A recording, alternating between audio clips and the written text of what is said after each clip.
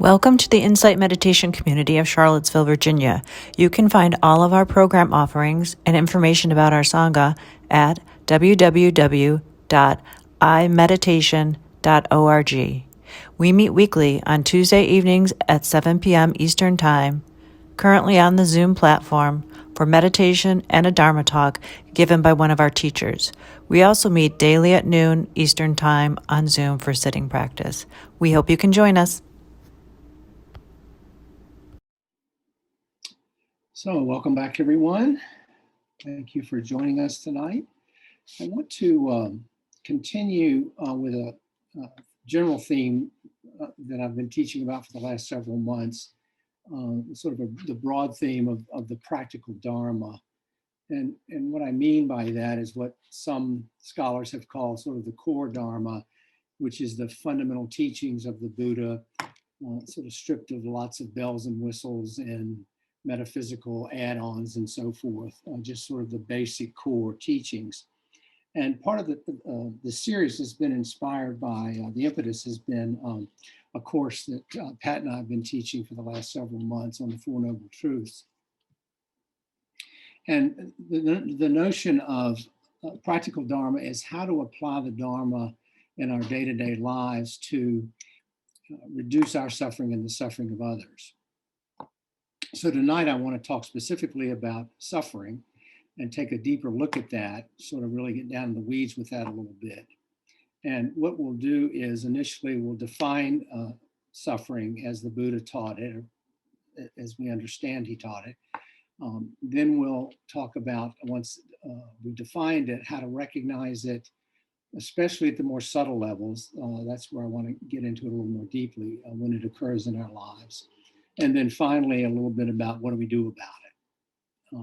It's sort of the overarching theme in the Buddha's teaching is the suffering.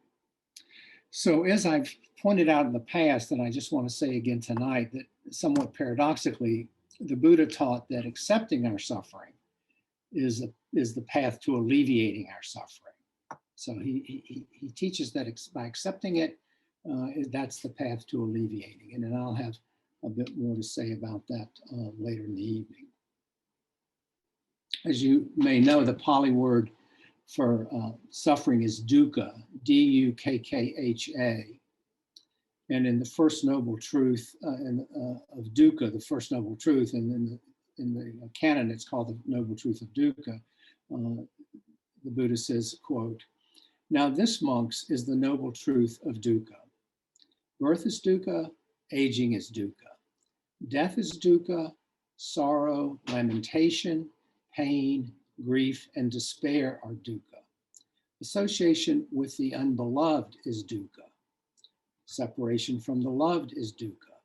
Not getting what is wanted is dukkha. In short, the five clinging aggregates are dukkha." And what he's talking about there with the five clinging aggregates is really those things which make us up, sort of our personality and who we are. And that's a whole nother talk. I'll get into those briefly, but the notion is that all of those are ever changing and not stable, so that we don't have a stable self. That's the notion of the five aggregates. But they're called the five aggregates. He taught them because they are where our clinging, which is the source of our suffering, shows up. They're the objects of our clinging. And whatever we cling to can be found among the five aggregates. And just a quick review of what they are. The first one is material form. The Pali word is rupa. And there he's talking about the physical world, the world in which we live, just everything about the world in which we live. The second of the aggregates is feelings. The Pali word there is vedana. And there he's talking about sensations or feelings as either pleasant, unpleasant, or neutral. And we talk about that a lot in terms of vedana. The sensations or feelings is pleasant, unpleasant, or neutral. The third of the aggregates is perceptions. The Pali word is sana. And there he's referring to the mental labeling of sense objects. So whatever sense objects we encounter, our mental labeling of them, he calls perceptions. The fourth is mental formations. The Pali word there is sankhara, and I'll come back to that word later, so keep that in mind. And there he's talking about volitional actions that are triggered by an encounter with an object. And then finally, consciousness or vijnana, and there's he's referring to cognizance, including our thoughts. So clinging with any of these five aggregates is dukkha, is suffering. It's really the water in which we swim. It's all around us. Typically, we define dukkha as suffering. I think that's a little too broad and a little too not sufficiently specific. I think it doesn't really address the more subtle or nuanced aspects of dukkha, because as we get into it, it also includes things like dissatisfaction, uneasiness, anxiety, annoyances, worry, just anything that's aversive, negative, unpleasant can generally come under the heading of dukkha as we begin to dig into it and break it down. So for example, I'll just give you a handful of examples of some varieties of dukkha. The first one being, we may simply not get what we crave. I see that new smartphone, it looks very attractive, it's got lots of bells and whistles and apps, but I can't afford it. So I experienced dukkha because I crave that new phone, I can't get it because I can't afford it. That's dukkha. Another one is we may get what we crave, but we don't get enough of it. The example I like to use here is very often when our adult children visit, we really want to see them. We've been looking forward to seeing them. They drop their suitcase and they're out the door to go see their friends. So we have a little bit of what we crave, which is their presence, but we don't get enough of it. We really miss seeing them. We can have an experience of dukkha because they are spending time with their friends rather than staying at home and visiting. We may get what we crave, but find it doesn't meet our expectations. So let's say my favorite band is coming to town and I'm really excited to see them. I've got great tickets and I go to the concert and the acoustics are bad and the band is an off night. They don't sound good. It's just a real disappointment. So I got what I craved, but it did not meet my expectations. That's an experience of dukkha. So you can see as we go through these that it's just sort of everywhere in our lives, and it can occur in any of these less obvious ways. We're not just talking about major dukkha where my dog died or something. We're talking about all the daily annoyances and dissatisfactions that typically are part of what we experience every day. Another one might be we get what we crave, but we find that we're not as satisfied as we thought we would be. We get a reservation at my favorite restaurant, we go out to eat, I'm really looking forward to this meal, but the food is subpar, it's poorly prepared. So I got what I crave, but I'm not as satisfied as I thought I would be. There again, the experience is one of suffering or dukkha. I may get what I crave, but I worry whether I'll get it again, whether it'll always be available, whether someone might get there first, someone might get a better share. There's just countless examples there. You go to the store to pick up your favorite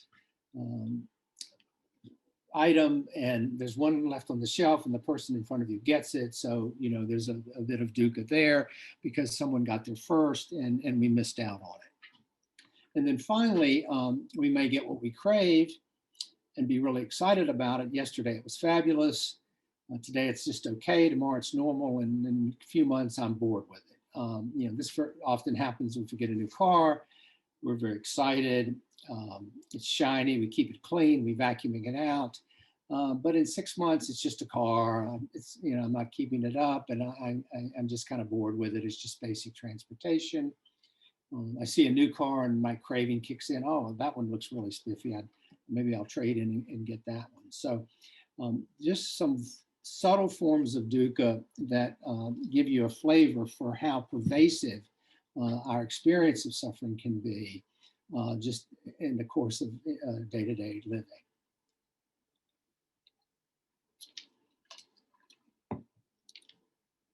In the so let's talk about it in terms of how the Buddha talked about it in the Pali Canon. In the Dukkha Sutta, the Buddha described 3 types of dukkha,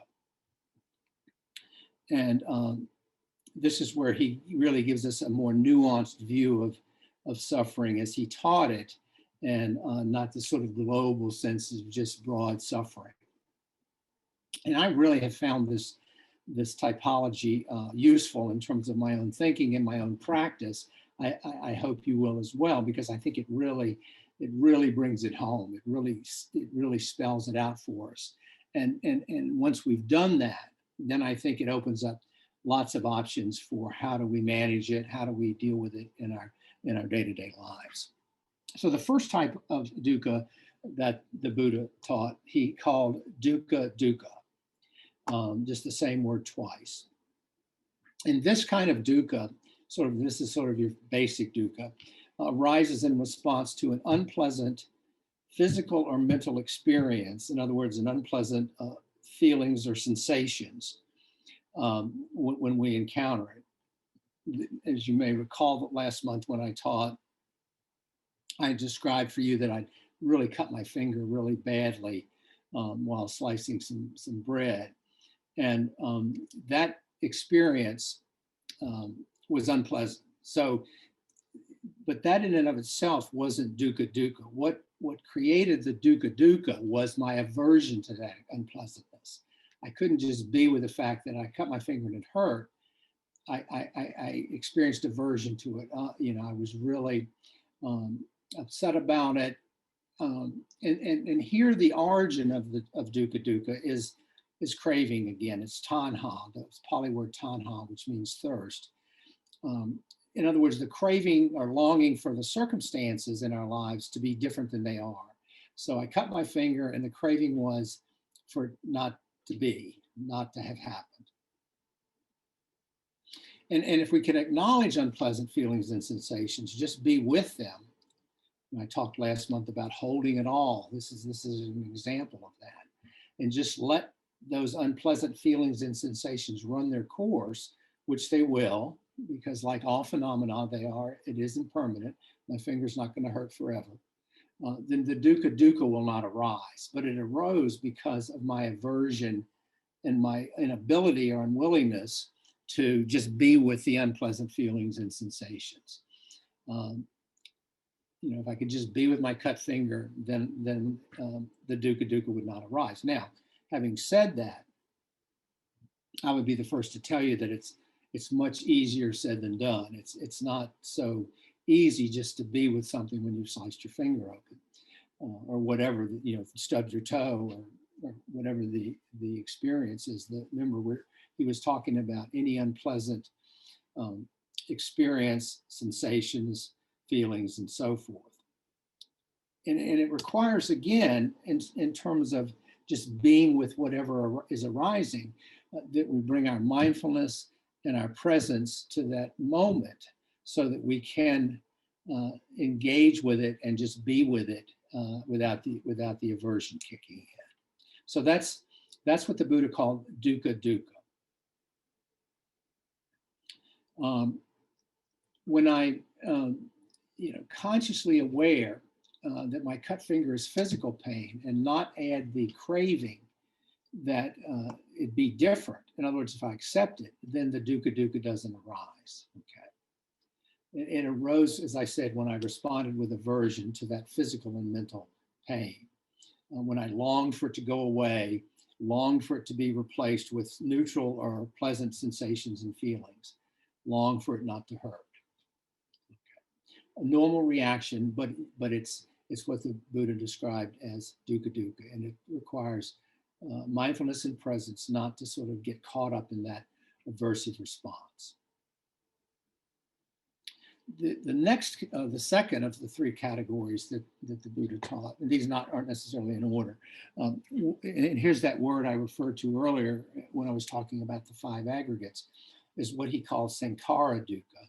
And remember, Sankhara referred to the intentional formation of thoughts or mental formations as one of the 5 aggregates when we encounter a sense object.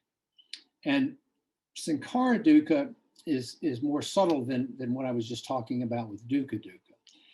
Sankara Dukkha arises when we take that step beyond simple aversion to an unpleasant activity or unpleasant experience and engage in added stressful mental activity. Okay, typically, this is when we talk about the second arrow, if you remember that sutta. So something happens and it goes beyond just simple aversion, and we get into a whole mental riff about what's happened. So going back to my finger, this would include things like shoulds and shouldn'ts, self-judgment, anxiety-filled thoughts and questions. So I'm thinking about my finger. I'm telling myself, oh, you're so stupid. You've got blood everywhere. Now your whole day, you've got things to do. You've got to worry about, wrapping your finger and stopping the bleeding. This whole litany of inner thoughts that accompanied that experience of cutting my finger went beyond just the simple aversion into all the shoulds and shouldn'ts and self-judgments and the like. And it goes beyond that. I mean, sometimes Sankara Dukkha is referred to as existential suffering or constructed distress, because it's the suffering that also comes from just simply being alive and knowing that nothing lasts forever, including our lives and the lives of our loved ones. Okay, so that's why it's often referred to as existential suffering. And it may manifest as just a generalized unease, underlying unease about the future. What if this? What if that? What if I get COVID? What if my family gets COVID? What if we destroy the planet? Whatever. And Sankara Dukkha also has its origins, as all suffering does, in tanha, in craving, because the mental activity that we engage in reflects a craving for things to be how we want them, not as they are. It's not accepting things as they are. It's sort of requiring or demanding that they be other than they are. Christina Feldman, who's one of the teachers in the course that Pat and I are offering, calls this arguing with the inarguable. So as I said, returning to my finger, when I can mindfully acknowledge the unpleasantness of the pain, then the Dukaduka doesn't arise. But it arose only when I reacted to aversion to that circumstance. In other words, the craving for the pain to stop. But Sankara Dukkha was not far behind. And there's when I get into, oh, it's not fair that I cut my finger, or, how stupid was that? What if it doesn't heal correctly? I can't bear being injured. All this mental chatter, the anxiety-filled stories that I spin about my finger. That's Sankara Dukkha. And you can see it is often in a less conscious, or it's conscious, but we're less attuned to it or less paying attention to it as a more subtle form of suffering. Several years ago, a very dear friend of mine died at a relatively young age of a terrible brain tumor. And Dukaduka arose almost immediately in response to the aversion that I felt to my grief. I just didn't want to go there. I just didn't want to acknowledge it. I just wanted to push it away, which is what we do when we respond with aversion. But then I added the mental formations, the Sankara Dukkha. I shouldn't feel this much grief. I may never get over this grief. All of this mental spin. At that point, I was in the throes of Sankara Dukkha. So I've got the Dukaduka that I didn't want to acknowledge the loss of the grief, and then what comes after that, following after that, is the Sankara Dukkha, in which I bring all this mental chatter to the experience. And the challenge here is, in terms of dealing with Sankara Dukkha, is to bring those mental formations into conscious awareness, to make ourselves aware of them, the noticing, and I'll use that term a lot tonight, noticing those mental formations. And in mindfulness practice, whether on the cushion or off, we become aware of whatever feelings or sensations are arising. Okay, so let's say it's an outside stimuli. Someone's honking the horn at me in traffic. Or it may be a bodily stimuli like cutting my finger, or a mental reaction to either of those. So if the stimulus is unpleasant, our mental reaction can range from simple craving for it to stop, which is Dukaduka, the first type, to the mental formations of Dukkha, such as if he doesn't stop honking that horn, I'm going to start screaming. Okay. So there's the distinction. And as we get more skillful at maintaining mindfulness, we're better able to shift our focus from the unpleasantness of our experience to its impermanent nature. The key to it is to recognize and embrace the impermanence. Okay.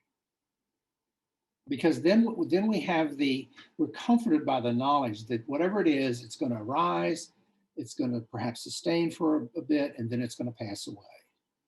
So it's accepting that the natural law of impermanence as one of the more skillful ways of addressing the unpleasantness that we're experiencing. And this insight into impermanence allows us to see that by trying to control our experience, to make it pleasant, only increases the presence of suffering in our lives. That by trying to control this experience so that it's not unpleasant and make it pleasant, that just bumps up the suffering. So this recognition of impermanence is the first step in letting go of that craving or longing for our lives to be other than they are in the present moment. It's noticing and then accepting. And the impermanence is an important ingredient in that process. And this is, again, what I was referring to last month when I talked about holding it all. So those are the first two types, Dukaduka and Dukkha. The third type is a little different. This is called Vipiranamaduka. And whereas Dukaduka arises in response to unpleasant experiences, Vipiranamaduka arises in response to pleasant ones, and it's also, though, tied to impermanence or change. In fact, Vipiranama translates roughly as changing or change. And as with the other two types of dukkha, the origin of Vipiranamaduka is also craving. Because when we're enjoying a pleasant experience, we crave for it to continue. We crave for it never to end, or not to end anytime soon. And if you think about it, we will go to extremes to keep the pleasant experience going. You know, we might eat too much, we might spend too much, we might drink too much, we might drug too much. What we're doing here is trying to keep the pleasantness going. Okay. And Vipiranamaduka arises when inevitably the universal law of impermanence leaves our cravings unsatisfied. Leaves our cravings unsatisfied. And more profoundly, it can be present during that pleasant experience. So we may be in the midst of a pleasant experience and experience this type of dukkha. You know, there's often an underlying unease or dissatisfaction when we're happy or joyful, because if we tune into it at a gut level, we know it's not going to last. So we're having a great time at the party, but we're thinking about, oh, at 12 o'clock, everybody's going to go home and it's going to be over. And I'm going to feel really let down, and my pleasant time is going to end. I'll give you an example. And so for the last 14 or 15 years in February, except last month, February, Kay and I go to Jamaica, and it's really one of my favorite places. It's just so beautiful. And one of my favorite things to do there is to sit out on the beach at sunset. It's, you know, tropical air, tropical water temperature, and look at the sunset. And it's this beautiful orange and red sunset. We're in the furthest tip of the island, so it's right over the ocean. And there's palm trees in the background. And it's just perfect. And I would sit there, and I remember wondering why that joyful experience always contained an underlying discontent. And because of these teachings and this practice, I now know it was because I was experiencing Vipiranamaduka.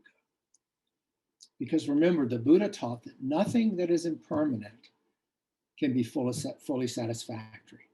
And all conditioned phenomena are impermanent. So by definition, anything that's impermanent, any conditioned phenomenon, is not fully satisfactory. In other words, he saw that normal experience is negated, the joy of it can be negated by the transience of all phenomena. And our experience with that transience, with that impermanence, can only successfully be handled by our coming to terms with it. In other words, by wanting permanence for ourselves, our loved ones, we're going to suffer because we're not going to get it. It's just not possible. And again, we're reminded that craving underlies Vipiranamaduka too. In this instance, our craving for the impermanent, the pleasant thing that is impermanent, we want it to be permanent. And because it isn't, we suffer. So those are the three types. And let's just talk for a couple of minutes about how to manage these various types of dukkha in our lives.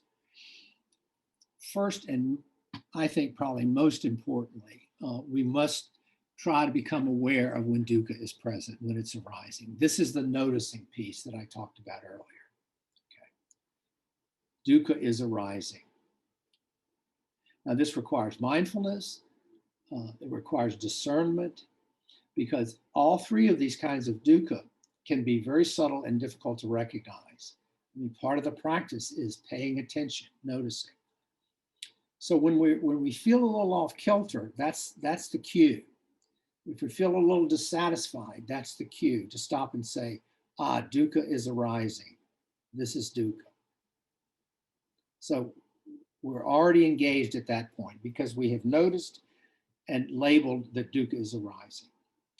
Next, we then track our experience backward until we find the place where either we're not getting what we want or we're getting what we don't want. So we sort of, dukkha's arising. Okay, let me back up here and see, what am I not getting that I want, or what am I getting that I don't want? And then lastly, we consciously can release the craving and accept the circumstances of our lives as it is in the moment. Okay. So for example, to go back to my Jamaican sunset that I spoke about a few moments ago. First, I become aware that in the midst of this joyful experience, I'm having some sense of being a little off kilter, a little bit of unease, a little bit of dissatisfaction. Then I track that dissatisfaction backwards and find the origin, and bingo, there it is. It's my craving for the sunset to last forever, or at least last for hours. But that's not going to happen. It's just not going to happen. I mean, it's abundantly clear to me when I recognize that it's the sun's going to set.